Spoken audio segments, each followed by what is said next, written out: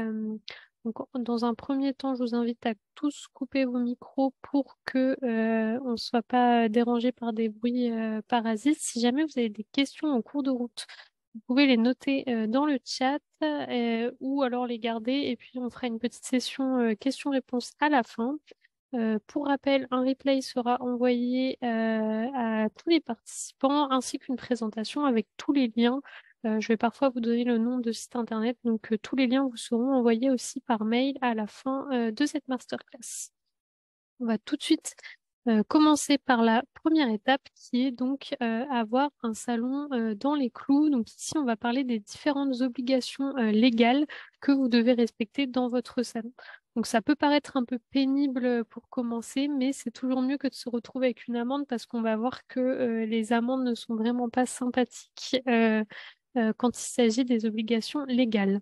Donc, dans cette étape, on va voir dans un premier temps le diplôme, les normes ERP, la SACEM, l'hygiène, la comptabilité, l'affichage des prix et des tickets, ainsi que la caisse certifiée.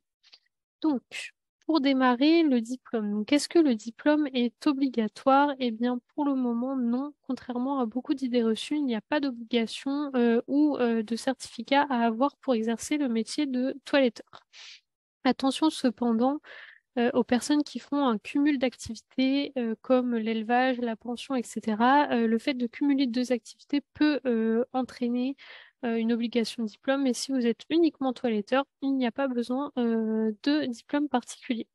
Cependant, donc là, c'est notre petit conseil d'Isabelle Toilettage. On vous conseille vraiment de faire une formation. Alors, petit 1, déjà pour les animaux, toiletteur, c'est pas un métier qui s'apprend en une nuit et encore moins à distance.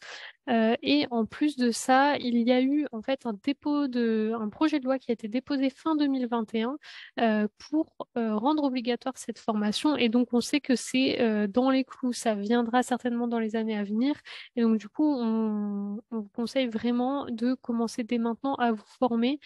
Pour ça, on vous invite à vous retourner sur le site de la SNPCC qui renseigne en fait toutes les formations qui sont disponibles. Donc, on vous enverra le lien à la fin de cette masterclass. Ensuite, on va parler des normes ERP. Donc, ERP, c'est établissement recevant du public.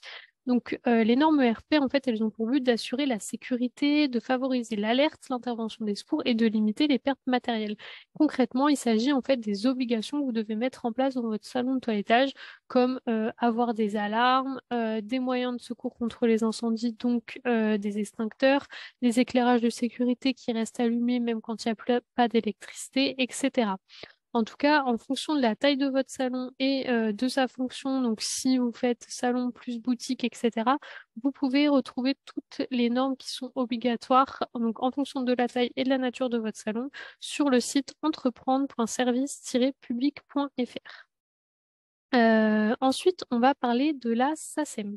Donc la SACEM, c'est l'organisme qui est chargé de la gestion collective des droits d'auteur, donc tout simplement de rémunérer les artistes musicaux. Et donc, si vous passez de la musique dans votre salon, vous devez logiquement payer de la SACEM.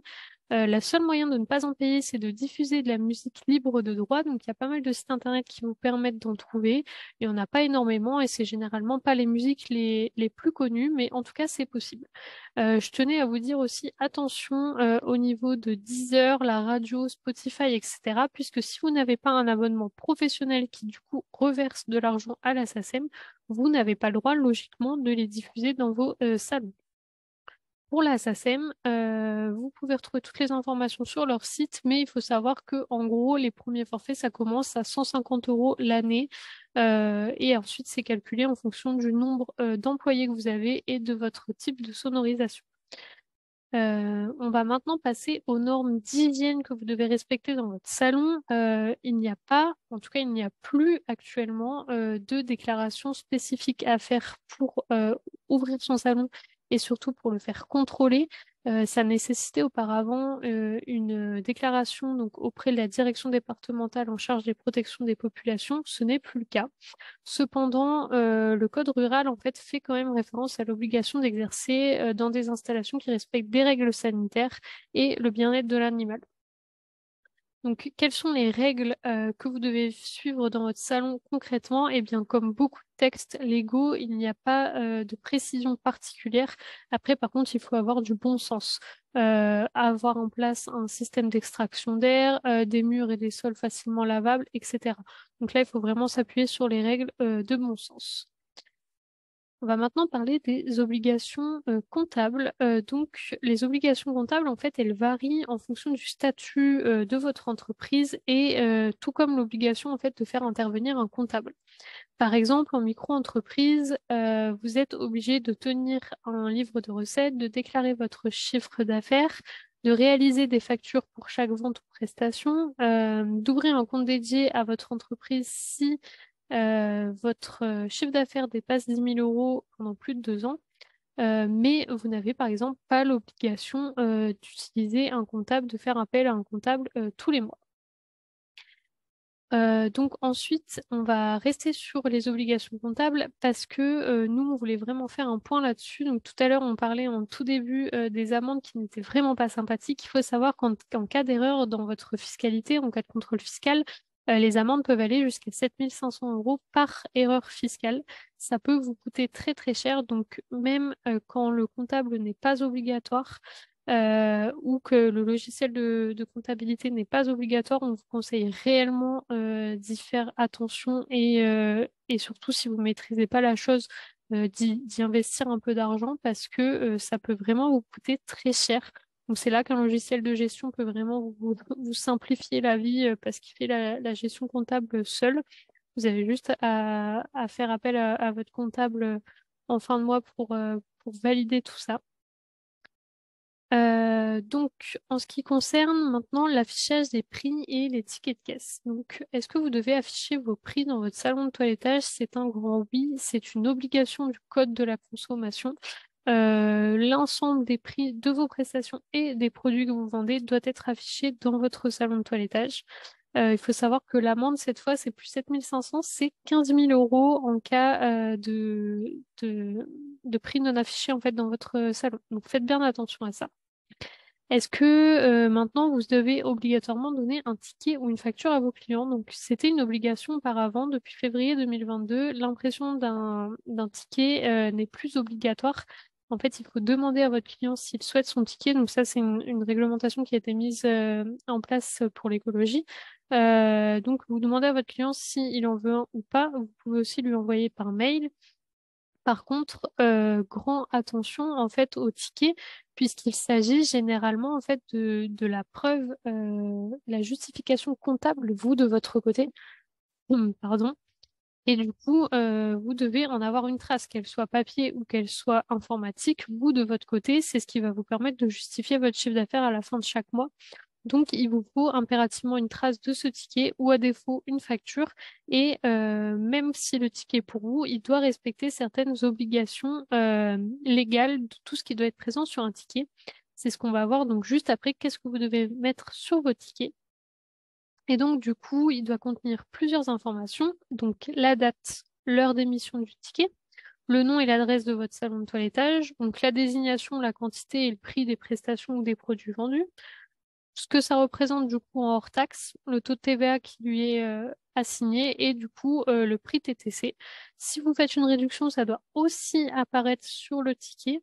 Le moyen de paiement par lequel le client a réglé, donc espèces, chèques, virements, etc. Et puis le numéro de transaction, donc ça c'est plus quelque chose qui est lié à votre comptabilité en interne. Ensuite, on va parler du coup de la caisse certifiée. La caisse certifiée, est-ce que c'est obligatoire? Ça, c'est la grande question que beaucoup se posent. Donc, c'est vraiment variable dans un premier temps à votre statut d'entreprise. Donc, pour les personnes qui ne sont pas assujetties à la TVA, ce n'est pas obligatoire. Donc, c'est les micro-entreprises, vous n'êtes pas concernés par l'obligation d'une caisse certifiée. Pour les personnes assujetties à la TVA, donc en fait là, ça dépend réellement de comment vous gérez votre salon. Dès lors que vous avez en fait un ordinateur et que vous l'utilisez à titre professionnel, donc que vous utilisez Word ou Excel, ça c'est interdit. Vous devez avoir une caisse certifiée en fait pour utiliser ça. On va vous expliquer tout de suite après pourquoi. Mais par contre, vous pouvez très bien être assujetti à la TVA et tout gérer par papier, agenda papier et faire des carnets à souches pour les tickets. Sinon, vous devez utiliser un logiciel certifié. Donc pourquoi? C'est parce que la loi, en fait, exige. Donc est-ce que vous pouvez utiliser Excel et Word? La réponse est non, sauf si vous êtes en micro-entreprise, parce que la loi exige en fait la sécurisation, la conservation et l'archivage des données. Et en fait, Word et Excel ne sont pas fiables sur ça.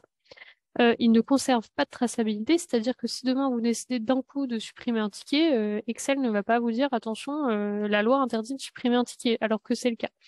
Et ils ne vous permettent pas du coup de faire de clôture de vos opérations, mais aussi d'archiver les données. Donc c'est pour ça que vous n'avez pas le droit d'utiliser Word et Excel pour faire en fait votre facturation. Vous pouvez soit tout faire sur papier, soit le faire sur informatique, mais dans ce cas-là, vous devrez passer par une caisse certifiée. Donc après, il en existe plusieurs. Nous, notre logiciel a une caisse certifiée, mais il en existe aussi d'autres qui ne sont pas forcément spécialisés dans le toilettage. Donc là-dessus, dans tous les cas, nous, on vous déconseille, même si vous êtes en micro-entreprise, d'utiliser Excel. Pourquoi? Parce qu'en fait, ça va vous demander énormément de temps. En plus de ça, vous n'allez pas pouvoir du coup gérer tout ce qui est statistique, faire votre chiffre d'affaires du jour, etc. Et pour rappel, c'est ce qu'on disait tout à l'heure, ça peut vraiment vous coûter très cher en cas de contrôle fiscal s'il y a des erreurs dans votre comptabilité. Et en plus de ça, vous risquez de payer assez cher votre comptable qui va devoir un peu bricoler pour rassembler tous les éléments. Donc voilà, ça c'est l'ensemble des obligations légales, donc la partie un peu la moins fun de cette masterclass que vous avez à respecter dans un salon de toilettage. Si les choses n'étaient pas claires pour vous, j'ai vu qu'il y a des personnes qui se sont connectées en cours de route. Donc ne vous inquiétez pas, on vous enverra bien le replay. Si vous avez des questions, n'hésitez pas à les noter dans le chat et on y revient du coup à la fin de la masterclass. Pour maintenant, on va passer à l'étape 2. Donc on reste dans les chiffres et on va parler de la rentabilité de votre salon. Donc là, c'est vraiment un gros allié avec vous pour durer dans le temps, c'est être sûr que vous êtes rentable et comment calculer cette rentabilité, comment calculer vos prix. Parce qu'on a souvent tendance à mettre ces prix à la baisse ou avoir du mal à expliquer nos prix à nos clients. Donc là, on va vraiment tout reprendre jusqu'à la base pour que vous soyez sûr de vous dans le calcul de vos prix. Donc, on va voir le calcul de vos prix et puis aussi tous les chiffres que vous devez connaître pour gérer votre salon et que vous pouvez analyser pour toujours pouvoir augmenter vos performances et surtout avoir un salon qui en fait est stratégiquement bien pensé. Donc, on va passer tout de suite à comment calculer ces prix. Donc, dans un premier temps, on va voir les charges fixes, entre guillemets. Donc là, c'est bien des charges, je mets entre guillemets, parce que certaines charges dont on va parler ici ne sont pas dans la définition légale de charges fixes, mais c'est ce qui, pour nous, sont des charges que vous devez prendre en compte tous les mois et que vous ne devez surtout pas oublier ni négliger. Donc la charge numéro 1, c'est bien sûr votre rémunération et celle de vos collaborateurs si vous en avez. La charge numéro 2, c'est les charges sociales, donc ça qui sont en lien direct avec votre rémunération et le statut de votre entreprise. La charge numéro 3, c'est les congés payés. Alors là, on met un gros attention parce qu'énormément enfin, voilà, comme je le disais dans la présentation de notre masterclass, nous, ça fait à peu près 10 ans qu'on accompagne des toiletteurs et énormément de personnes ne prennent pas en compte leurs congés payés dans le calcul de leurs charges tous les mois. Quand vous êtes salarié, vous avez des congés payés et il est normal qu'en tant que personne à votre compte, vous ayez des congés payés, donc vous devez les prendre en compte. La charge numéro 4, c'est la prévoyance. C'est assez connu en France. Quelqu'un qui a son compte a en fait une mauvaise sécurité sociale, enfin, en tout cas une moins bonne sécurité sociale qu'un salarié, et il en est de même pour la retraite. Donc nous, on vous conseille vraiment d'y penser dès maintenant et de prévoir une somme d'argent qui va vous apporter une prévoyance en fait en cas de souci.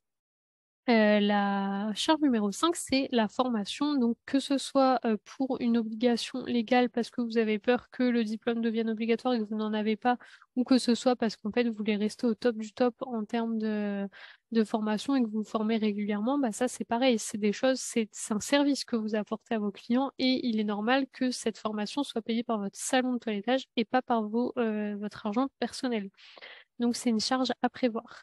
Ensuite, il y a les logiciels. Donc, ça peut être les logiciels de gestion, comme par exemple nous, on est un logiciel de gestion et si vous décidez de travailler demain avec un logiciel de gestion, vous le payez tous les mois, mais ça peut être aussi les logiciels comme Canva pour ceux qui utilisent ça pour faire leur visuel, etc. Donc, toutes les charges liées au logiciel que vous utilisez. Les charges numéro 7, c'est le site internet. Si vous avez un site internet et que vous passez par un web designer, quelque chose comme ça. La charge numéro 8, c'est la publicité. Donc là, c'est tout ce qui va rentrer. Donc les flyers, si vous faites de la publicité payante sur les réseaux sociaux, si vous passez dans une radio locale et que vous la payez, etc., ça va rentrer dans cette case.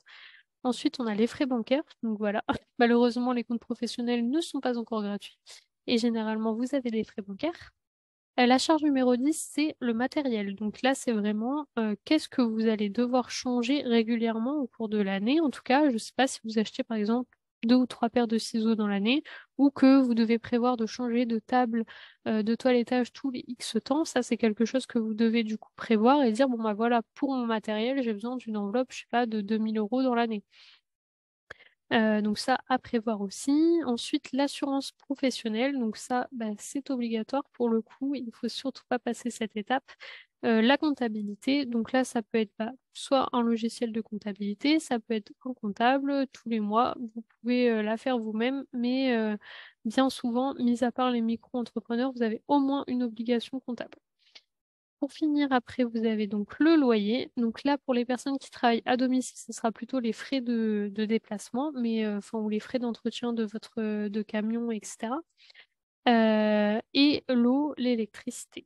Donc là, même pour les personnes qui ne payent pas de loyer parce que c'est dans une extension de chez elles ou quelque chose comme ça, parce qu'on a quand même pas mal de clients qui fonctionnent comme ça, on vous conseille quand même de prévoir une part de loyer. Parce qu'en fait, si un jour vous voulez augmenter enfin, faire agrandir votre salon, que ce soit chez vous ou alors que du coup vous voulez déménager en ville, etc., c'est difficile de faire passer à vos clients en fait une augmentation de prix de quelque chose que vous n'aviez pas prévu avant. Donc on vous conseille quand même de toujours prévoir une somme pour le loyer. Et dernier point, en fait, on vous conseille aussi de prévoir des imprévus.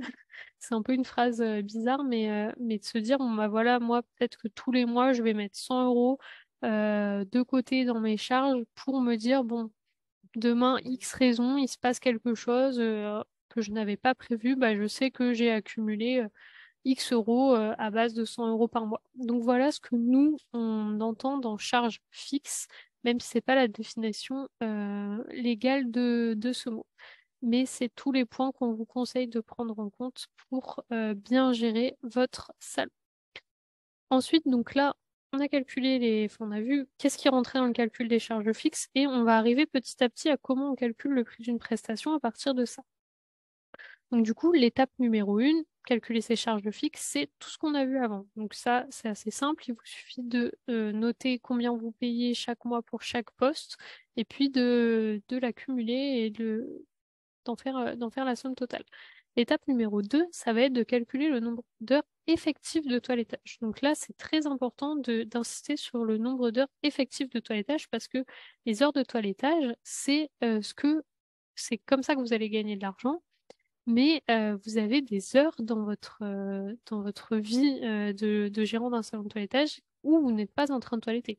Vous êtes en train de faire de l'administratif, vous êtes en train de faire le ménage entre deux chiens, etc. Et ça, ces heures-là, vous les facturez à personne. Donc du coup, il faut bien que dans le calcul de votre prestation, vous ne preniez en compte que les heures effectives de toilettage. Donc les heures effectives, c'est du coup le nombre d'heures que vous faites dans la journée, donc multiplié par le nombre de jours dans le mois sur lequel vous travaillez et vous allez y soustraire le temps administratif Et vos congés payés aussi. Par exemple, si vous cumulez comme un salarié 2 jours et demi de congés payés par mois, vous allez les soustraire aussi, qui va vous donner le nombre d'heures dans le mois où vous êtes réellement en train de toiletter un animal. Et donc, du coup, c'est que avec ces heures-là que vous allez devoir gagner l'argent dont vous avez besoin en fait pour faire vivre votre salon. Donc, numéro 3, ça va être du coup de diviser la somme des charges fixes qu'on a vues avant, donc votre rémunération, votre loyer, etc., par le nombre d'heures effectives de toilettage. Et ça va vous donner en fait le coût à l'heure de vos prestations sans taxe. Donc vraiment le coût brut à l'heure dont vous avez besoin. Et donc du coup, étape numéro 4. On va mettre en corrélation ce coût à l'heure avec le temps de votre prestation. Par exemple, un toilettage gros chien, c'est peut-être 2 heures, 2 heures et demie. Et ben vous allez multiplier. Si votre coût à l'heure, c'est 50 euros, pour faire 2 heures de toilettage, ça sera 100 euros. Donc ça, c'est ça. Et ça sera la part de charge fixe. Donc l'étape numéro 5, ça va être d'ajouter les charges variables à ça. Donc là, en fait, vous savez que pour 2 heures de travail, je donne des chiffres qui sont un exemple, hein, vous pourrez calculer vous-même. Donc pour 2 heures de toilettage, ça coûte 100 euros. Et là, vous allez venir ajouter les charges variables. Donc là, ça va être, par exemple, les frais de déplacement si vous devez vous déplacer. Ça va être la marge, par exemple, parce que les charges fixes, en fait, ça vous permet de faire une opération nulle. Votre loyer, votre salon a payé son loyer, a payé ses salariés, a payé tout ce qu'il devait payer, mais le salon n'a pas fait de bénéfice. Donc, c'est à cette étape que là, vous allez pouvoir ajouter une marge si vous souhaitez que votre salon fasse des bénéfices. Une fois qu'il vous a payé, que votre salon en lui-même seul gagne de l'argent. Donc, c'est là que vous allez venir ajouter les charges variables. Et la dernière étape, c'est d'ajouter la TVA et c'est pas des moindres. Donc bien sûr, si vous êtes en micro-entreprise, vous n'avez pas de TVA à ajouter. Attention par contre, comme on disait tout à l'heure, au fait que si vous souhaitez changer de statut dans pas longtemps, pensez à commencer à prévoir la TVA parce que les clients ont souvent du mal à entendre. Nous, avec nos 10 ans de recul, où on accompagne des toiletteurs, on voit souvent ce genre de soucis. C'est vraiment que des fois, les clients, ils ont du mal à entendre que d'un coup, vos tarifs augmentent de 20% parce que vous êtes passé à la TVA. Donc des fois, c'est bien de les prévoir et de les avoir en fait en bénéfice tant que vous êtes en micro-entreprise. Et puis que ce soit la TVA une fois que vous y êtes assujetti. Et pour revenir sur tous ces calculs, donc bien sûr, on vous donnera toutes les slides après, donc vous aurez le temps de calculer ça calmement, de prendre votre temps. Ça vous permet vraiment de calculer votre coût à l'heure, en fait, de toilettage et de rajouter les charges variables liées à une prestation. Par contre, il faut savoir que d'ici quelques semaines, donc on aura une nouvelle version d'Isabelle Toilettage avec justement un système de calcul intégré dans notre logiciel avec ce calcul-ci qui sera tout seul. Vous aurez juste à rentrer vos données et un deuxième calcul qui ira un petit peu plus loin, mais qui sera plus pour les personnes qui travaillent déjà depuis un moment et qui savent en fait dire que le toilettage brochien, ça représente X temps de travail, etc. Là, on ira un peu plus loin dans le calcul pour avoir vraiment quelque chose d'affiné, mais ça vous donne déjà une bonne base sur votre coût à l'heure et ce que vous devez facturer en fait à vos clients. Donc voilà pour ce calcul des prix. Donc je le rappelle, si vous avez des questions, vous pouvez les mettre dans le chat. On y reviendra à la fin de la masterclass. Donc là, dans un premier temps, on a vu comment faire pour que votre salon soit dans les clous, soit aux normes, pour ne pas avoir de problème en fait avec toute, euh, toute la légalité du fait d'accueillir des personnes et des animaux dans un salon. Là, on a vu les choses pour que vos tarifs soient nickel. Maintenant, on va voir quelles informations donc, sur vos clients et sur votre chiffre d'affaires vous pouvez analyser et à quoi ça peut vous servir d'analyser ces chiffres et comment ça peut vous aider vraiment à avoir un salon qui reste sur les rails et dans lequel toujours vous prenez des décisions stratégiques.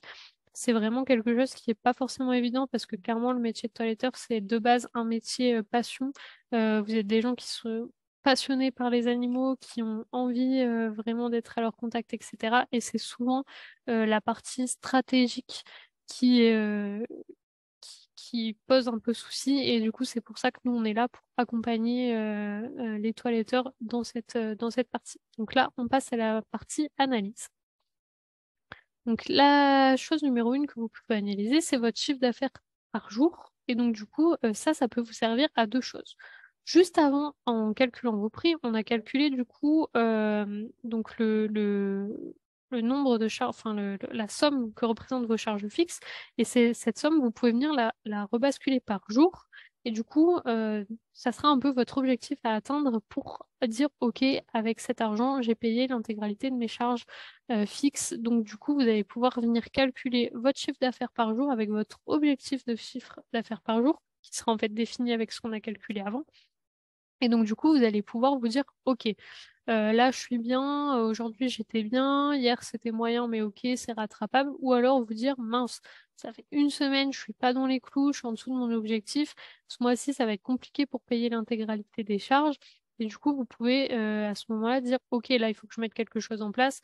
Peut-être que je vais rappeler tous mes partenaires, peut-être que je vais faire un rappel client à mes clients qui sont pas venus depuis un moment pour justement réussir à rattraper cet écart pour atteindre votre objectif.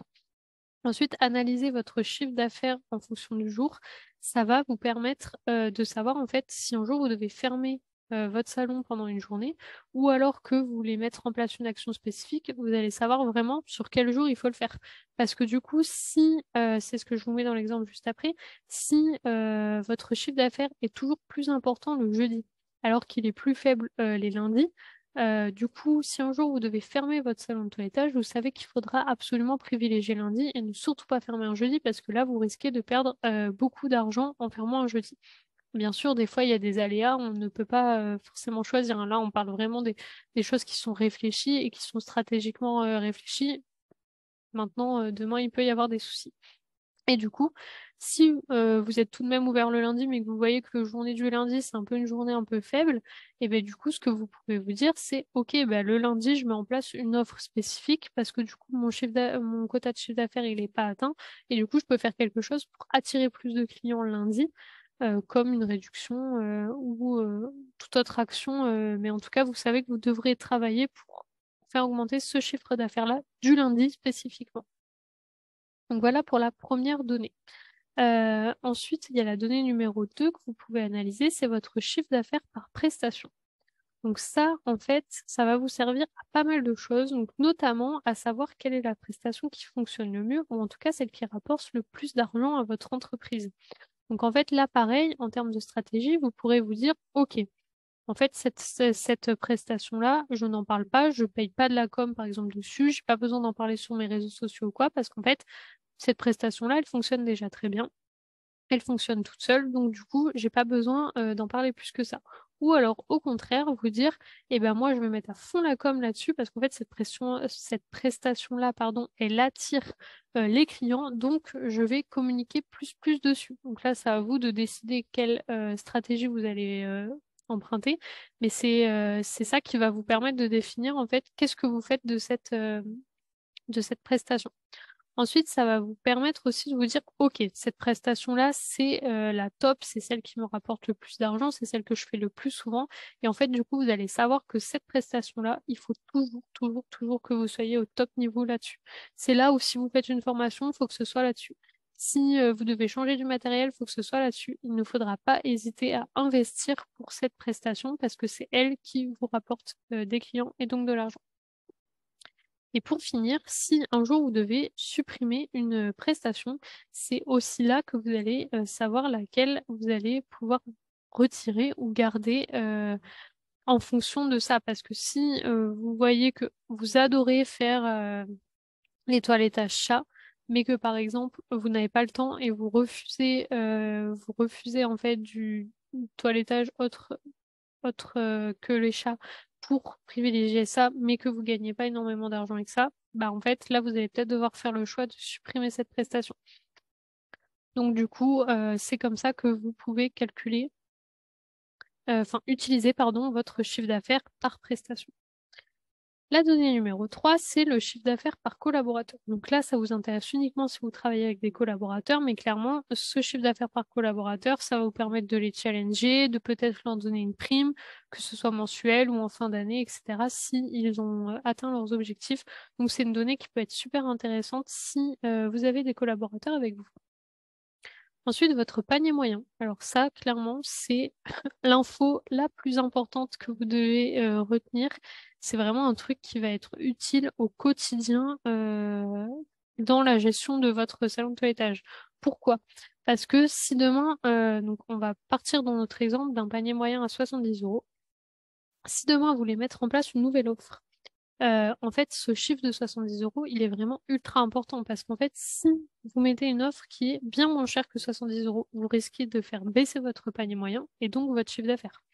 Par contre, si vous mettez une offre qui est beaucoup plus chère que 70 euros, sachant qu'en moyenne, les gens dépensent 70 euros chez vous, puisque c'est le panier moyen, vous risquez au contraire de ne pas vendre cette offre parce qu'en fait, elle est bien trop lointaine de votre clientèle actuelle. Donc du coup, voilà, vous savez que si vous voulez mettre une nouvelle offre, le mieux, c'est peut-être de soit la mettre à 70 euros, qui est le panier moyen, ou alors de vous dire, bah, je veux légèrement augmenter mon panier moyen, je vais la mettre à 73, 75 et gagner un peu du coup en chiffre d'affaires. Ensuite, cette donnée, elle va vous servir si vous souhaitez faire un pack, un coffret, une prestation plus un soin, etc. En fait, c'est le bon tarif à adopter clairement, ou légèrement au-dessus, ou légèrement en dessous, selon vos souhaits, mais vraiment dans une variation assez faible autour de ce tarif-là, puisque en fait, c'est un prix qui psychologiquement va parfaitement aller à vos clients. Et ensuite, c'est une donnée qui va vous servir si vous souhaitez mettre en place une remise à partir de X euros d'achat. Par exemple, si vous avez une boutique en ligne, ça peut être la livraison offerte des X euros d'achat, ou alors si vous êtes en salon, enfin si vous êtes au salon en physique, vous pouvez dire bah à partir de X achats, vous avez 10%, etc. Bah en fait, là c'est le chiffre de 70 euros, vous devez vraiment l'avoir en tête parce qu'en fait, ça sert à rien de mettre moins parce qu'en fait, vos clients en moyenne dépensent plus que ça.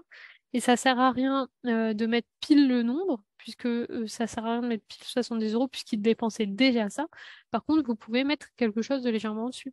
Des 80 euros d'achat parce que du coup, les personnes qui dépensaient déjà 70 euros, peut-être qu'elles vont se dire, bon, bah, pour 10 euros, ouais, d'accord, si j'ai 10%, ok, je vais dépenser 10 euros de plus. Et voilà, hop, vous augmentez votre chiffre d'affaires. Et vous savez que psychologiquement, c'est pas quelque chose qui va choquer vos clients. Donc voilà à quoi sert le calcul du panier moyen. Ensuite, dernière donnée, c'est savoir qui sont vos meilleurs clients, qui dépensent le plus. Parce qu'en fait, des fois, dans notre esprit, cette notion est tronquée parce que un client nous appelle régulièrement, ou alors un client on le trouve particulièrement sympathique, on discute avec lui, etc. Et dans notre tête, il fait partie de nos meilleurs clients, mais en fait, dans les faits, sur les chiffres, pas forcément. Des fois, c'est le cas, hein, mais pas forcément. Et en fait, un client fidèle, clairement, coûte beaucoup moins cher à votre salon de toilettage que d'attirer un nouveau client. Donc ça s'applique à toutes les entreprises. Et donc, du coup, ces clients-là, c'est eux qu'on doit complètement chouchouter, on doit les garder, ils doivent être les rois du pétrole chez nous. Et c'est ce qu'on verra dans la dernière étape de cette masterclass, comment chouchouter les clients que vous avez déjà. C'est fini pour cette deuxième étape. On va maintenant passer à l'étape numéro 3, qui est donc d'avoir un salon connu et reconnu. Là, pour vous donner un exemple, en termes de marketing, on estime qu'en fait, un client passe à l'action après avoir vu 7 fois quelque chose. Donc, il a vu 7 fois votre offre pour le toilettage, et là, ça y est, il se dit, tiens, je vais peut-être faire toiletter mon chien. En moyenne, hein, bien sûr. Alors, des fois, on a l'impression de trop communiquer, qu'on est partout, qu'on a mis des flyers partout, etc. Mais il faut toujours se dire que enfin, personne ne consomme jamais 100% de ce que vous avez créé en termes de communication. Vous connaissez l'intégralité de vos coms, mais pas du tout votre client. Donc, du coup, des fois, on a peur d'en faire un peu trop, etc. Mais en fait, il faut toujours se dire que c'est rare qu'on en fasse vraiment trop et que, il faut vraiment que votre client, il ait entendu parler de vous plusieurs fois pour qu'il passe à l'action. Du coup, ici, on va voir la notion de client idéal, comment être connu localement et ensuite les réseaux sociaux. Quel réseau social choisir pour faire votre com si vous souhaitez vous y trouver. Pardon. Donc, votre client idéal. Donc, ça, c'est souvent quelque chose qui est oublié ou fait très rapidement quand vous créez votre salon de toilettage. Et pourtant, c'est vraiment une clé en termes de réussite de votre communication. Parce qu'en fait, vous pouvez être la meilleure toiletteuse de France, du monde entier, avoir un salon de toilettage parfait. Si personne ne le sait, bah, c'est dommage, mais malheureusement, vous n'aurez pas plus de clients. Donc du coup, on va voir tout de suite qui sont ces clients idéaux pour vous et comment vous allez pouvoir vous les trouver et surtout communiquer avec eux. Donc en gros, connaître son client idéal, c'est savoir du coup finalement quand communiquer, à qui, où et quel message faire passer. Parce qu'en fait, nous, ce qu'on veut savoir, c'est bien connaître nos clients dans un seul et unique but, c'est résoudre son problème. Parce qu'en soi, s'il vient nous voir, c'est parce qu'il a un problème, entre guillemets, avec son chien ou son chat qui n'arrive pas à entretenir lui-même, ce qu'il n'a pas les compétences. Donc du coup, on va voir tout de suite tout ce qu'il faut savoir pour votre client et je vais vous expliquer dans quel but ça peut vous aider.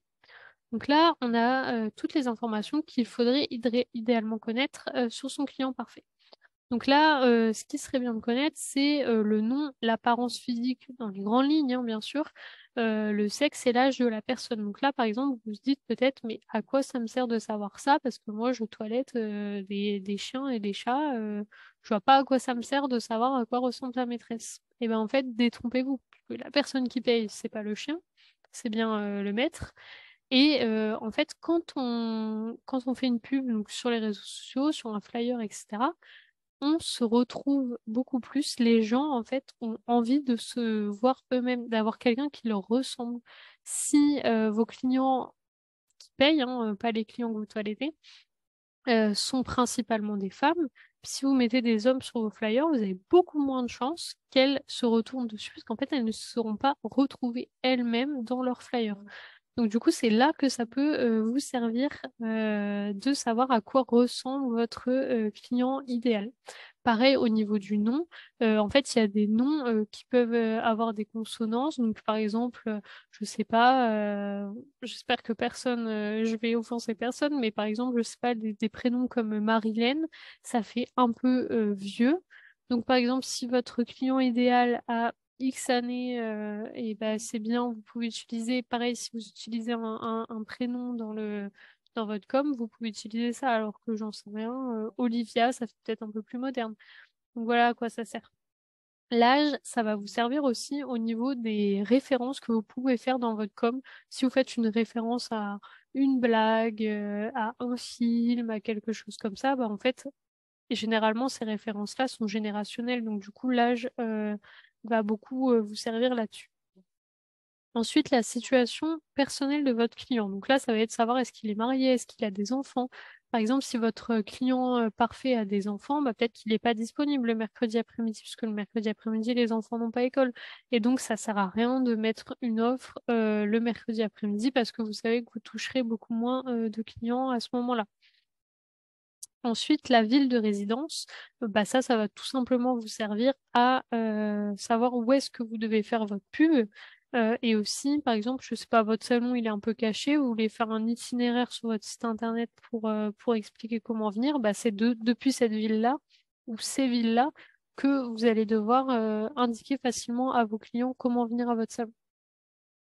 La profession de votre client, elle peut vous servir en fait à connaître ses disponibilités et ses flexibilités. Par exemple, prenons deux exemples. Vous avez votre client parfait, donc le client que vous avez le plus souvent, ou le client que vous souhaitez atteindre si vous ouvrez votre salon. Si vous ouvrez votre salon, vous partez vraiment du principe de mon client de rêve, c'est lui, et mon client de rêve, il fait ça. Si vous avez déjà un salon, bah, vous pouvez voir les clients que vous avez déjà, tout simplement. Donc, on reprend sur notre exemple de la profession. La disponibilité, par exemple, si votre client idéal, il travaille dans une usine, vous savez que votre client idéal n'a aucune flexibilité. Il commence à une heure précise et finit à une heure précise. Donc, si vous êtes en retard dans votre toilettage, ça va être la catastrophe pour lui et il va vraiment mal le prendre, il reviendra peut-être pas. Et inversement de l'autre côté. Et par exemple, alors qu'un client qui est cadre, qui a un peu plus de flexibilité, pas toujours, mais il en a généralement un peu plus. Là, si vous avez 3-4 minutes de retard, c'est pas grave. Et du coup, vous allez aussi pouvoir connaître ses flexibilités. Quelqu'un qui va travailler de nuit, etc. C'est là que ça vous intéresse de savoir en fait quel est le travail du maître de votre animal. Comment il occupe son temps libre? En fait, ça va vous servir à savoir où est-ce que vous devez être présent. Je sais pas si mon client, je me rends compte que par exemple, tous mes clients, je suis dans un village et tous mes clients me parlent toujours de la fête du village, ils vont tout le temps, ou alors ils vont au marché, ils y vont régulièrement, etc. Bah, vous savez que vous devez être présent sur ce type d'événement par un moyen ou par un autre, hein, mais du coup, peut-être que vous allez distribuer des flyers, des choses comme ça, mais c'est là en fait que vos clients idéaux se trouvent. Le réseau social un peu dans le même type que l'exemple juste avant. Ensuite, quel animal il a? Bah là, on reprend le client a envie de se retrouver. Par exemple, est-ce que c'est pertinent de mettre une photo de tortue? Bah peut-être pas, parce que les tortues, ça ne se toilette pas que je sache. Et du coup, c'est pas forcément pertinent d'utiliser des tortues dans vos exemples. Pareil, quel est le souci qu'il rencontre avec son animal? Bah, c'est là-dessus que vous allez pouvoir communiquer. Et là, on va justement parler de ça. Quel souci, entre guillemets, le client a avec son animal? C'est que bien souvent, quand on discute avec les toiletteurs avec lesquels on travaille, en fait, on a un regard, mais tous les professionnels font ça, hein, mais ils ont un regard donc de toiletteur qui pense toiletteur, mais sauf que les clients, bien souvent, n'ont pas le même langage, entre guillemets, parce qu'ils n'ont pas les mêmes attentes. Donc, par exemple, là où vous allez vous dire, mon Dieu, mais ce chien est pas du tout bien toiletté, parce qu'en fait, vous avez en tête les normes de la race, etc. Le client, peut-être que lui, il en sait rien du tout. En fait, peut-être que le client, il sait pas si son chien, c'est un chien qui doit être tondu ou épilé, etc. Il est peut-être à 3000 lieues de ça. Et du coup, vous n'allez pas forcément parler le même langage. Il faut vraiment vous dire, OK, je me mets à la place d'un client qui n'est pas toiletteur. Et du coup, là, par exemple, les questions qu'un client peut se poser, et du coup, quels sont les soucis auxquels vous devez répondre? Ça peut être en combien de temps mon animal n'aura plus de parasites s'il vient vous voir parce que son chien a des tiques ou des puces, par exemple. Combien de temps l'aspect broché va durer? Par exemple, nous, on a une cliente qui nous a dit qu'elle avait eu un mauvais retour parce qu'en fait, le client pensait que son caniche allait rester comme ça après le toilettage et du coup, il lui a dit non, mais c'est une arnaque, votre truc, etc. En fait, ça, c'est des choses auxquelles on pense pas forcément des fois et en fait auquel le client n'est pas éduqué entre guillemets. Donc combien de temps ça va durer, dans combien de temps il va devoir revenir le client? Est-ce que ça peut faire mal à son animal? Est-ce que lui, au quotidien, ce sera plus facile? Par exemple, je pense notamment au toilettage pour chat. Est-ce que ce sera plus facile pour eux de toiletter le chat de manière quotidienne? Et puis, il va pas forcément prêter attention aux mêmes choses que vous, où on en reprend l'exemple du toilettage normé en fonction de la race, etc. Bah lui, peut-être que le client, il s'en fiche de ça, mais qui va faire attention. Est-ce que son animal sent bon? Est-ce que ses ongles sont coupés, ses oreilles sont propres, est-ce qu'il est doux, etc. Et du coup, c'est peut-être plus ce vocabulaire-là que vous devrez utiliser pour parler avec vos clients. Je me permets juste de boire et je reviens. Alors, on va maintenant parler de la connaissance locale. Donc ça, c'est un point hyper important pour vous, puisque généralement, on va faire toiletter son chien assez proche de chez soi, d'autant plus qu'on doit transporter son animal pour y aller. Donc du coup, c'est important de se faire connaître localement et pour ça, en fait, on travaille avec les liens vers l'extérieur et il y a quatre grands types de liens que vous pouvez travailler pour vous faire connaître localement.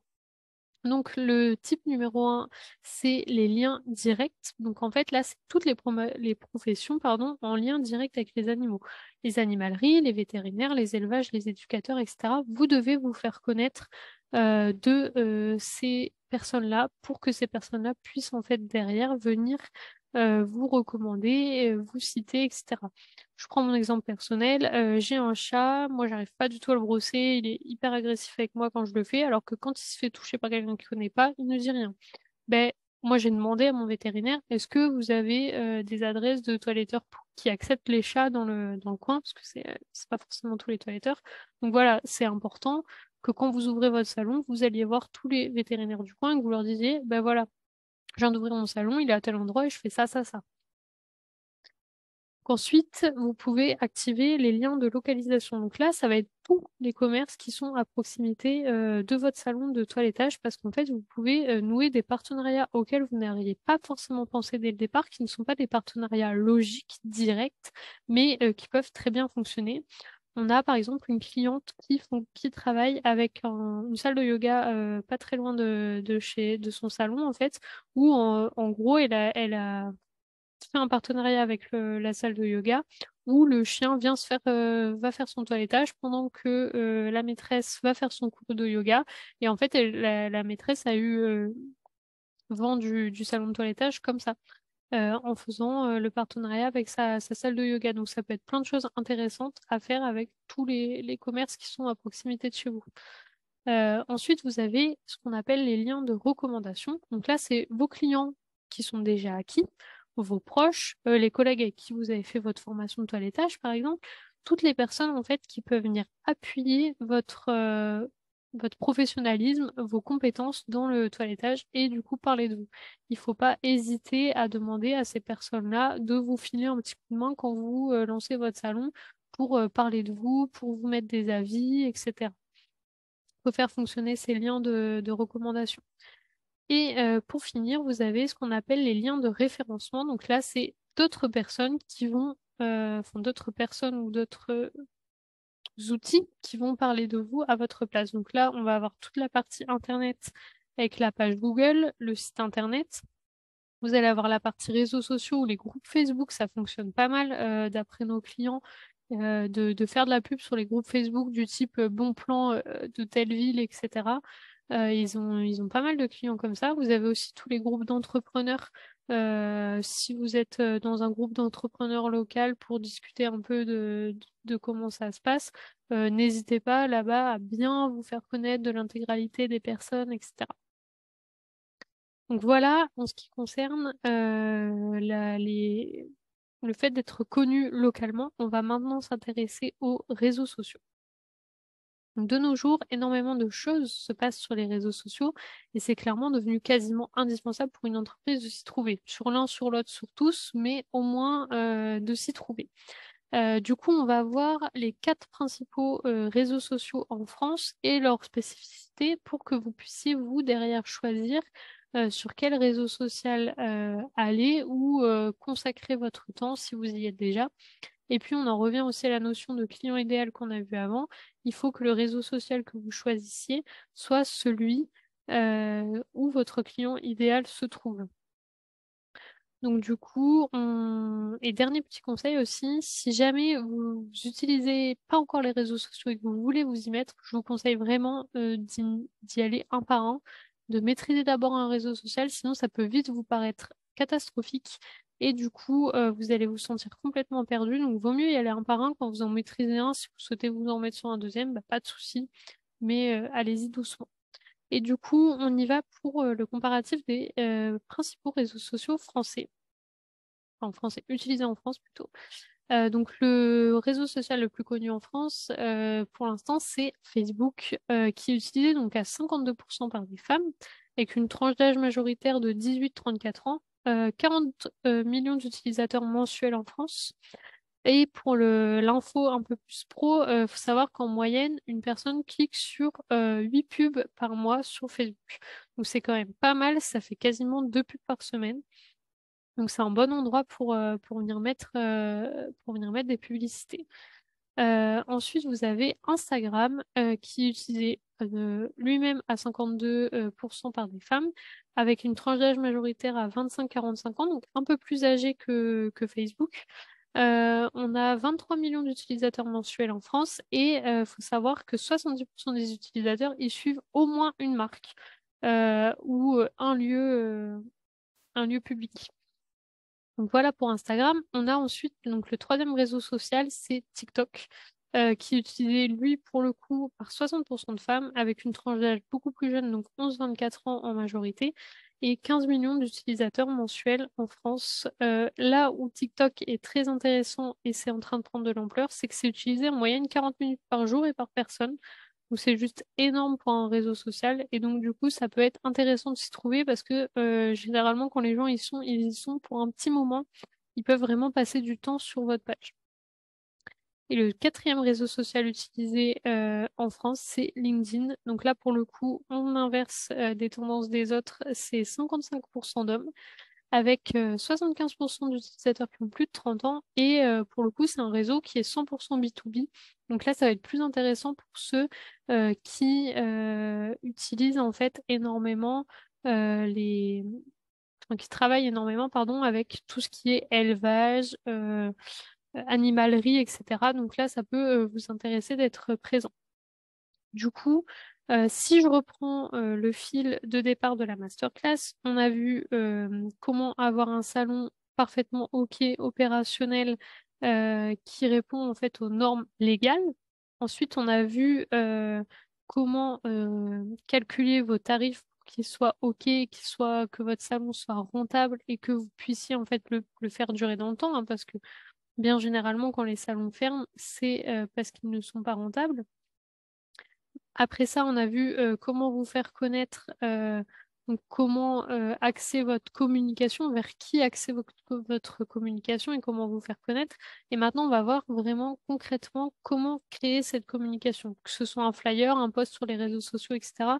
Quelle stratégie il faut suivre pour créer un contenu efficace et efficient. Donc, du coup, l'étape numéro 1, ça va être de savoir à qui on parle. Donc ça, c'est ce qu'on a fait juste avant, c'est définir quel est votre client idéal, à qui vous vous adressez dans votre salon. L'étape numéro 2, ça va être de définir votre positionnement.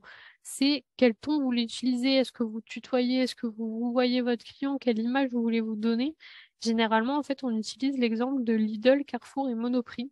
Donc, par exemple, Lidl renvoie l'image du magasin pas cher. On n'y trouve pas tout, mais par contre, c'est toujours pas cher. Donc ça, c'est ce qu'on va chercher chez Lidl. Carrefour, c'est vraiment, on se dit, bah là, je pourrais trouver du pas cher, du un peu plus cher. J'aurai pas de produits haut de gamme, mais par contre, je risque de tout trouver, tout ce dont j'ai besoin. Et après, il y a Monoprix, où là, c'est un peu la Rolls des supermarchés, où on va avoir des produits un peu plus haut de gamme, on va avoir des produits un peu plus qualitatifs, etc. Donc là, c'est ça, en fait, définir son positionnement, c'est où est-ce que vous voulez vous situer en comparaison à vos autres euh, partenaires, en fait. Pardon. Alors, du coup, l'étape numéro 3, ça va être de savoir quels sont vos objectifs. Donc là, c'est dans quel but, en fait, vous faites cette communication. Est-ce que c'est pour vous faire connaître? Est-ce que c'est parce que vous êtes déjà implanté localement, mais vous avez une nouvelle prestation? Est-ce que vous vouliez lancer un système, un nouveau système? Voilà. Enfin, dans quel but vous faites cette communication? Ensuite, vous allez devoir savoir de quelle info a besoin votre client à ce moment-là. Qu'est-ce qu'il est en train de rechercher votre client? Et pour ça, c'est assez simple parce qu'en fait, un client fonctionne par phase, entre guillemets, et il y a trois grandes phases chez le client. La phase numéro 1, c'est la phase de découverte. Donc là, en fait, c'est quelqu'un qui s'intéresse à des sujets généraux. Imaginons, je viens d'acheter un chiot où je viens d'avoir un chiot et donc du coup, pour l'instant, je n'envisage pas du tout de passer par un toiletteur. Je m'intéresse à des sujets généraux comme les croquettes, les paniers pour chiens, les jouets, etc. Donc là, en fait, pour l'instant, je ne sais pas encore que dans quelques temps, j'aurai besoin de vous. Et donc là, je cherche des sujets généraux. La phase numéro 2, c'est la phase d'évaluation. Et donc là, en fait, ça y est, j'ai mon chiot depuis quelques mois. Donc imaginons, je sais pas, je vais prendre, j'ai un cocker depuis quelques mois. Et là, je me rends bien compte que démêler les poils de mon cocker, c'est pas facile et c'est pas aussi facile que ce que je pensais. Donc là, ça y est, maintenant, j'ai un souci. Et je vais essayer de le résoudre. Et donc, du coup, là, je vais peut-être pas forcément tout de suite me dire toiletteur. Donc là, en gros, je vais évaluer les solutions qui s'offrent à moi. Donc là, je vais plus être à la recherche d'informations pratiques, des tutoriels, quelle est la meilleure brosse à utiliser, quel shampoing utiliser, c'est quoi le résultat toilettage vs je brosse mon chien moi-même, quelle est la différence, etc. Et ensuite, la dernière phase, c'est la phase de décision. Donc là, en fait, ça y est, j'ai mon problème, j'ai mes solutions, et là, je vais me dire, OK, cette solution, c'est celle-là qu'il me faut. Et donc, du coup, là, je vais vouloir des informations plus poussées. Je me suis dit, OK, j'ai besoin d'un toilettage, ça, je suis d'accord avec moi. Du coup, c'est quoi les tarifs? Du coup, c'est quoi les horaires? Euh, Est-ce que je peux avoir un système d'abonnement? Est-ce que je dois y penser ou est-ce que vous allez me rappeler pour prendre un rendez-vous? Là, on va vouloir des informations plus poussées. Donc, du coup, en fonction, en fait, de ce qu'on a dit juste avant, donc quel était l'objectif de votre communication, vous allez pouvoir choisir l'info, donner l'info dont votre client a besoin. L'étape numéro 5, c'est choisir le type de contenu. Est-ce que ça va être un flyer? Est-ce que ça va être un article de blog? Est-ce que ça va être un post sur les réseaux sociaux? Vous avez une multitude d'offres qui s'offrent à vous, de possibilités qui s'offrent à vous. L'étape numéro 6, ça va être d'identifier les ressources et les fréquences à laquelle vous allez créer et utiliser ce contenu. Si vous créez un post sur les réseaux sociaux, par exemple, qui va le créer? Qui va passer du temps sur les recherches, va créer le visuel? Est-ce que vous travaillez avec un community manager? Quel outil vous allez utiliser pour créer votre post? Quand est-ce que vous allez le poster et tous les combien de temps vous allez poster? C'est vraiment de se dire, OK, bah, à partir de maintenant, j'aimerais poster 2 fois par semaine dans tel et tel but et j'essaye de m'y astreindre en fait. Étape numéro 7, la plus simple, ça va être de créer le contenu et de le poster forcément. Et la dernière étape, et qui est très importante et bien souvent pas faite, mais c'est d'analyser votre contenu. Vous avez posté quelque chose sur les réseaux sociaux, est-ce que ça a plu? Est-ce que les gens ont participé, ont répondu? Est-ce que j'ai eu des nouveaux clients, etc. Pour savoir, ok, ça a fonctionné, très bien, je pourrais recommencer, ça n'a pas fonctionné. Bon bah mince, je m'y attendais pas, mais j'essaie de rebondir et de voir ce que ça peut donner après. Donc voilà pour la partie faire connaître en fait ce salon. Donc on suit toujours la logique. Vous avez un salon au top en termes de normes, vous avez bien calculé vos prix, vous avez attiré les clients. Ok, maintenant les clients, ils sont là, on les a bien attirés avec la com qu'on a fait avant.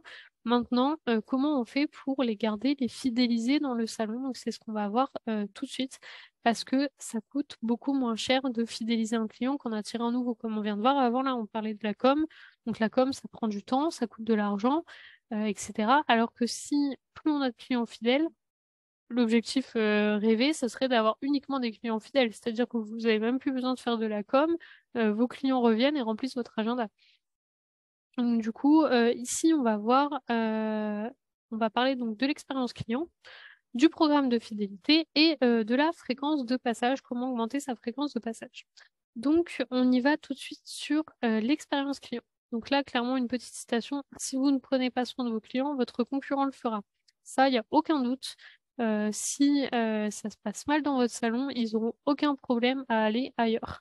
Et en fait, du coup, c'est ça l'expérience client, c'est l'ensemble des petites actions et des services que votre client aura l'impression de recevoir en cadeau, alors que vous, de votre côté, ce sera réfléchi en fait.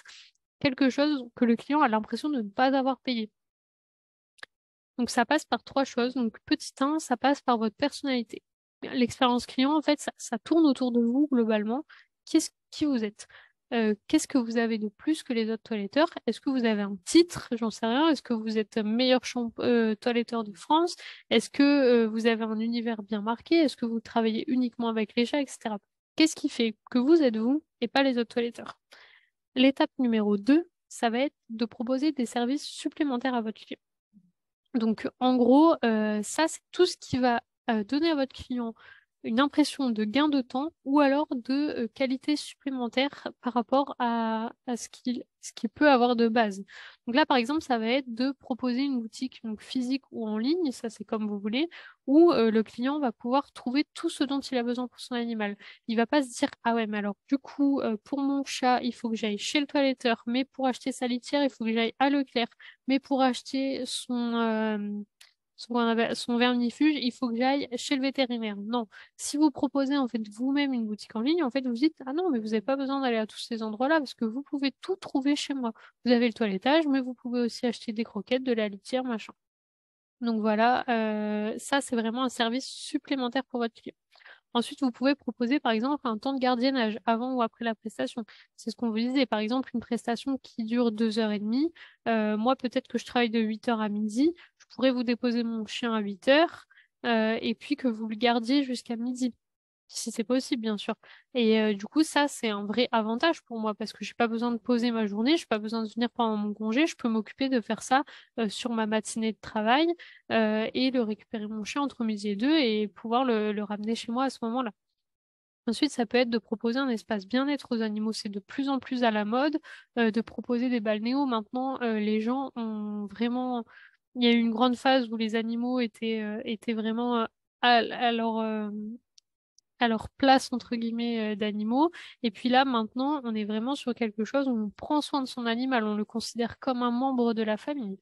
Donc du coup, voilà. Et puis, il peut y avoir aussi la réservation en ligne, le fait de pouvoir gérer mon agenda comme j'en ai envie. Si je me dis à 23 heures, ah là là, mais il faut que je prenne rendez-vous chez le toiletteur, que je puisse le faire depuis mon ordi et que je ne dois pas me dire, ok, il faut que j'y pense demain matin à appeler et puis finalement, il faut que j'appelle au travail, il faut que je sorte du bureau. Enfin, voilà, ça peut être un service que les clients apprécient énormément. Nous, on l'a mis en place dans notre logiciel. Donc maintenant, nos clients ont un site enfin, peuvent avoir un site de réservation en ligne. Et ils nous disaient, mais parfois, c'est plus de la moitié de leurs clients qui prennent rendez-vous en ligne. Parce qu'en plus, on a mis en place pas mal de choses où vous pouvez bloquer, par exemple, un nouveau client que vous avez jamais vu. Vous pouvez dire, bah, lui, je veux pas qu'il prenne rendez-vous en ligne. Il aura un petit mot en disant, pour un premier rendez-vous, je préfère voir l'animal, des choses comme ça. Mais du coup, nos clients, finalement, c'est les clients fidèles qui prennent rendez-vous, qui sont déjà venus plusieurs fois. Ils disaient, mais le gain de temps est juste énorme et le client a vraiment l'impression de mieux gérer son rendez-vous, quoi. Enfin, de mieux gérer son agenda.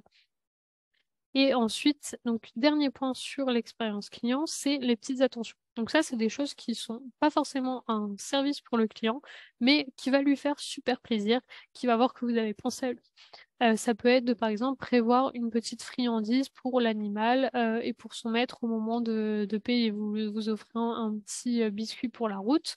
Ça peut être aussi, par exemple, de prendre en photo l'animal au début du toilettage, puis quand le maître vient le chercher en disant, oh, regardez, j'ai pris une petite photo de Caramel quand il est arrivé, bah dites donc, ça change bien, il est tout beau, etc. Donc ça, c'est quelque chose qui vous prend pas énormément de temps, qui vous coûte rien et qui peut faire plaisir au maître.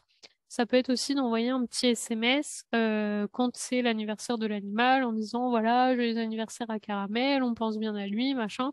Vous pouvez ou non proposer une offre promotionnelle à ce moment-là, mais ça fait toujours plaisir au maître en fait de recevoir ce genre de choses. Un truc qui fonctionne hyper bien aussi en termes d'expérience client, d'autant plus que le toilettage est un peu espacé dans le temps, c'est de faire référence à un achat précédent. Là, typiquement, bon, alors ça dépend comment vous gérez, mais genre dans un logiciel, vous avez sur la fiche de votre client les derniers passages. Et donc, du coup, vous pouvez voir en quelques secondes, ah ben le client, la dernière fois, il a acheté, je sais pas, un petit ourson en peluche pour son chien, et vous pouvez dire à la personne qui est venue, du coup, il y a peut-être 3 mois, ah, bah alors, il a bien joué avec son petit ourson en plus, ça lui a plu, etc. Et là, le client, dans sa tête, il va se dire, ah, mais c'est dingue, elle se souvient que j'avais acheté ça, alors qu'en fait, pas du tout. Vous l'avez vu sur votre ordi 3 secondes avant. Mais du coup, ça a un bon impact au niveau du client.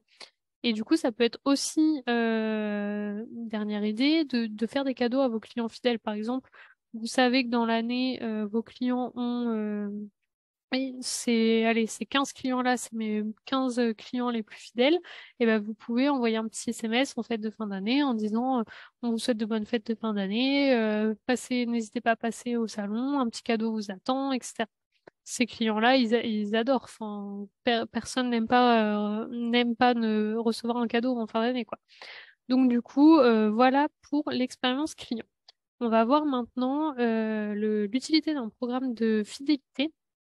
Donc du coup, on va voir tout de suite ça. Donc 5 points qui vont faire qu'un programme de fidélité peut vraiment être un bonus pour votre salon de toilettage.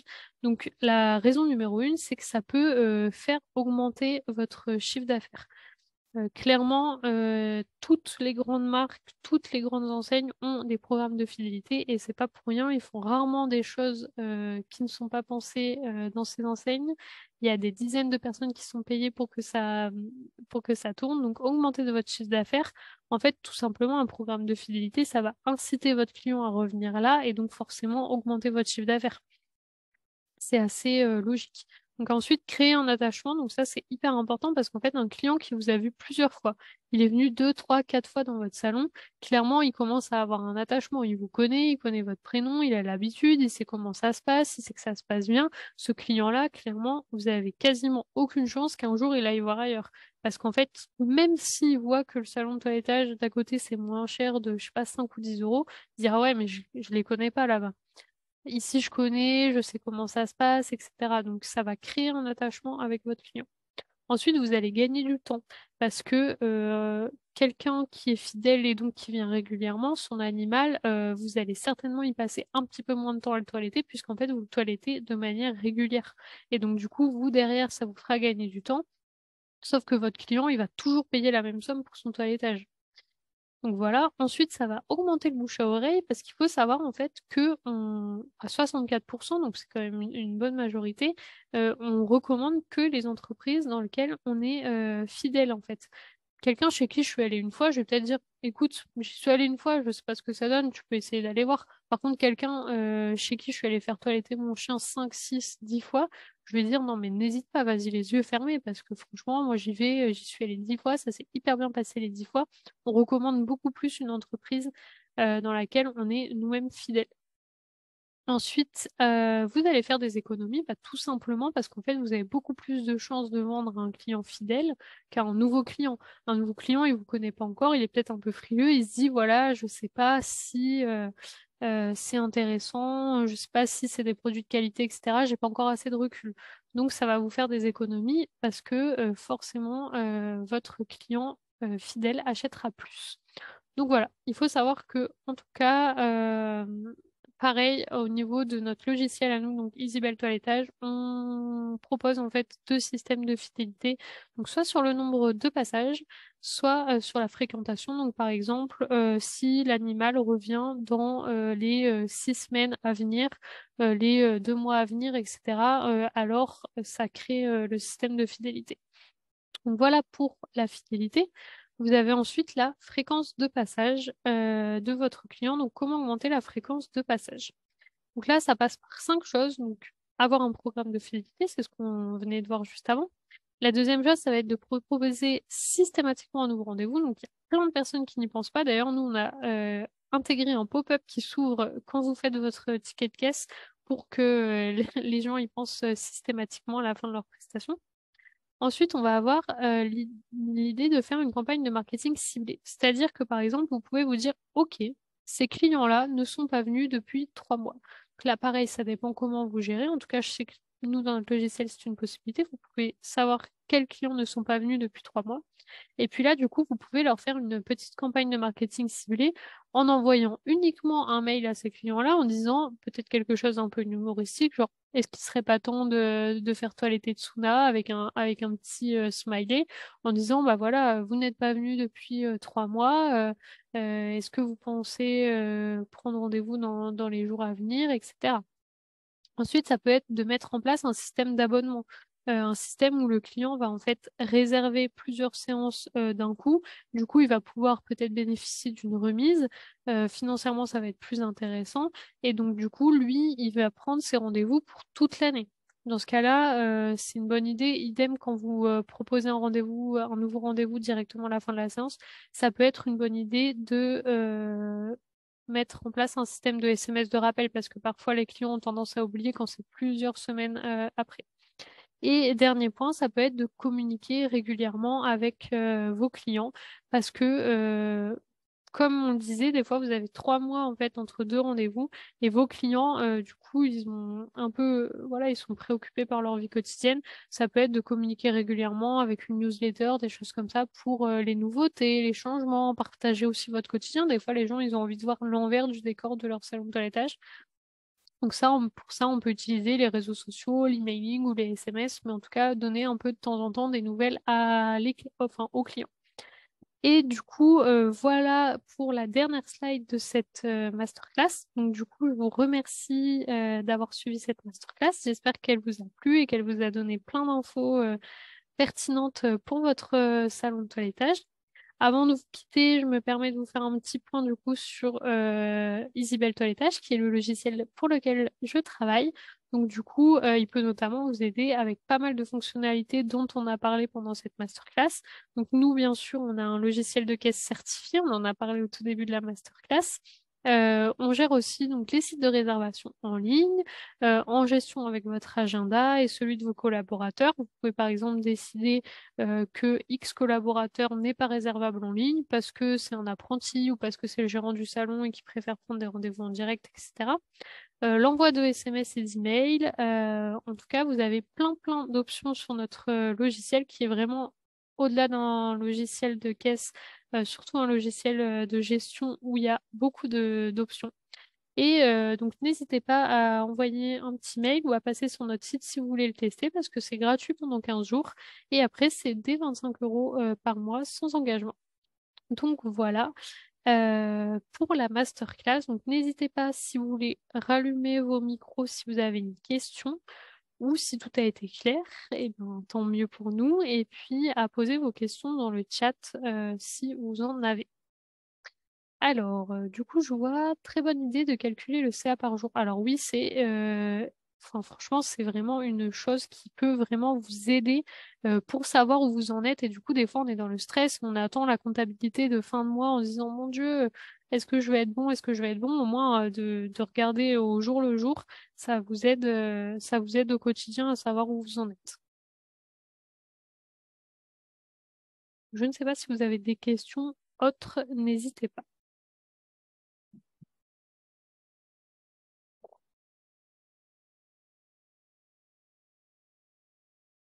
Ah, bah merci pour le petit message, ça fait plaisir. Tant mieux si ça peut vous aider. Oui, bah dites-moi pour la question, je suis tout à vous.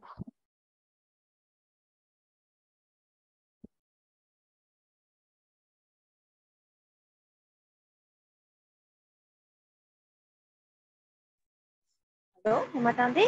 Ah oui, ça y est, je vous entends. Oui, oui, bonjour. Bonjour. Oui, du coup, j'ai une question. J'ai pas écouté le début, excusez-moi, mais où est-ce qu'on peut trouver les chiffres un petit peu de l'industrie du salon de toilettage, les chiffres qu'on utilise Les pour les chiffres de plans, à l'industrie peu en près. général. Oui, oui, oui, à peu près. Alors, Parce que c'est vrai que vous pouvez trouver pas mal de chiffres sur l'INPS, aussi sur le site de l'État. Je vous ai donné alors je vous l'ai dit à l'oral, mais de toute façon, vous recevrez le replay avec tous les liens. Mais sur oui, le site entreprendre.servicepublic.fr, là, vous avez d'accord, énormément de chiffres sur chaque métier. Donc, d'accord, généralement, oui, moi, c'est super. là-dessus que je me base pour retrouver les Mhm. chiffres. Oui, parce que j'ai aussi, bon, j'ai lu dans d'autres livres et tout, et les chiffres qu'on m'a donnés, c'était un peu vieux et tout, c'est dommage. Sur PPI France, par exemple, on peut télécharger une brochure sur le salon de Oui, sur le toilettage, mais BPI, ouais. Oui, elle date il me semble que de j'avais vu de plusieurs années. 2011, ouais, il me semble, j'avais vu. Oui, ou 2012, donc c'est bon. Le prix, c'est pas beaucoup, mais c'est dommage parce que c'est n'est pas mis à jour. Oui. Oui, Alors, donc du ouais, coup, sur ça BPI, effectivement, il y a m'intéresse. des infos, mais moi aussi, j'avais vu qu'elles n'étaient pas à jour depuis un moment. Donc, sur le site Entreprendre Service Public, il y a pas mal de chiffres. Oui. Et une autre question, est-ce que vous pouvez nous conseiller les modèles de business plan, spécifiquement peut-être pour le salon de toilettage? Alors, j'en connais pas spécialement, à vrai dire. Non, j'ai pas. Alors là, en tête comme ça, non. Mais par contre, je pourrais regarder si vous Non. voulez, si j'en trouve et vous Oui. conseiller. Oui, oui, Oh, oui, avec plaisir. Oui. ben, il n'y a pas de souci, j'ajouterai ça. Du coup, je me le note et puis j'ajouterai du coup dans le mail avec le replay. D'accord. Ok. Mais en tout cas, merci beaucoup. C'était très intéressant parce que moi, j'ai suivi d'autres formations. Et c'est vrai qu'à chaque fois, on apprend d'autres choses et qui se complètent. Voilà. Donc, Eh ben, merci, c'est avec très plaisir. bien. Et oui, donc, et une autre question par rapport à logiciel. Oui, Donc, si je comprends bien, on n'a pas besoin, on peut juste louer, bon, pas louer, mais s'abonner à un logiciel. Et après, on a besoin le TPE, le central pour le paiement. C'est ça. Euh, c'est ça. Et puis, et c'est tout. On n'a pas besoin de la caisse comme avant, une caisse physique à l'ancienne. Ah non, non, vous n'avez pas besoin. Après ça, vous gérez comme vous voulez. Effectivement, Oui. si vous voulez connecter le logiciel à une caisse, c'est possible. Après, vous pouvez gérer comme vous Il voulez. faut juste un ordinateur. C'est ça. Il faut Par contre, faut un si ordinateur. c'est ce qu'on disait juste avant, si vous n'êtes pas en micro-entreprise, par contre, il faut impérativement avoir quelque chose de certifié. C'est là la. Non, mais c'est vous, je comprends. Oui, oui, il a vous, il a d'autres Oui, il y a, fournisseurs. c'est ça. Alors après, nous, Et... on est les seuls pour le moment à avoir une caisse certifiée et avoir un logiciel spécifiquement au toilettage, parce qu'après, il existe des caisses certifiées, Ah, mais globales que ah, n'importe qui peut utiliser, alors que nous, on a vraiment un logiciel lié au toilettage. Vous avez des informations qui sont vraiment si j'ai entendu parler d'un autre dog quelque chose. Shadok peut-être? Non, c'est pas Shadow. Non, Shadow, non, non, Ah c'est oui, pas non, c'est Shadow. la. Attendez, oui. Alors, je me souviens plus Euh, comment ça s'appelle. Ils ont bien un logiciel de oui. caisse, mais qui n'est pas certifié. Ah bon? Ouais. À Il, moins qu'ils aient il, fait la il peut... certification dans les semaines qui. Il faudrait que je retrouve le nom. J'ai. Dog. Oui, oui. C'est pas Check Dog. Check Dog, quelque chose, je crois. Ça me parle pas. J'essaie de regarder sur Google en même temps. Oui, oui, oui. C'est Ah oui, Check-in Dog. Check In Dog. Oui. C'est ça. C'est Et ben écoutez, la dernière fois que j'ai regardé, je sais que c'était pas certifié. Oui, en fait, c'est ça. d'accord. C'est un logiciel qui est en Irlande, qui n'a pas été mis Ah, à jour depuis un moment et qui n'est pas certifié en France. Vous d'accord. voyez là, je sais OK. pas si vous voyez J'ai encore. regardé aussi, ça m'a aussi un peu étonné que c'était en Irlande. Oui, oui, tout à fait. D'accord. Parce que vous, j'ai entendu beaucoup parler. Comme je suis beaucoup les Ouais. forums et tout, j'ai entendu parler de votre logiciel. Il y a plein de gens qui disent, oui, j'utilise, c'est pas mal et tout. Oui, Et bah c'est avec vrai vous, que on peut comme ça faire. fait 10 ans qu'on est là, on a pas mal de Oui, clients au oui. toilettage. Et on peut faire le site aussi, c'est ça? Vous Oui, oui, proposez bien sûr, ici on propose aussi le site, oui, avec... le site où on peut prendre le rendez-vous, etc. et exactement. alimenter le site, créer le site, Oui, exactement. un site. Et c'est du coup D'accord. directement relié au... Donc soit vous avez le site de réservation en ligne, soit vous avez aussi la partie boutique en ligne, si vous voulez. Donc ça, c'est directement relié au Mhm. logiciel. Donc quand les gens prennent rendez-vous en ligne, ça crée automatiquement dans votre logiciel un ticket de caisse. Mhm. Si vous vendez un produit en ligne, bah, ça s'enlève de votre stock, etc. Parce qu'on a aussi toute la Ah, partie super. gestion de stock dans Stock. le logiciel. Oui, d'accord, très bien. Et je ne sais pas, est-ce que ça existe chez vous un service d'accompagnement quand on est en train de lancer son salon? Non, on n'a pas de service d'accompagnement. Alors après, si vous avez des questions auxquelles on a la réponse, bah, on vous répond avec Mhm. plaisir. Mais on n'a pas en soi un service vraiment d'accompagnement. Mhm. D'accord. Bon, en tout cas, ok, je vais vous appeler alors. Et ben, il n'y a pas de souci. N'hésitez pas, on est disponible. D'accord, bah, très bien. Écoutez, merci beaucoup, c'était très, très intéressant et très utile.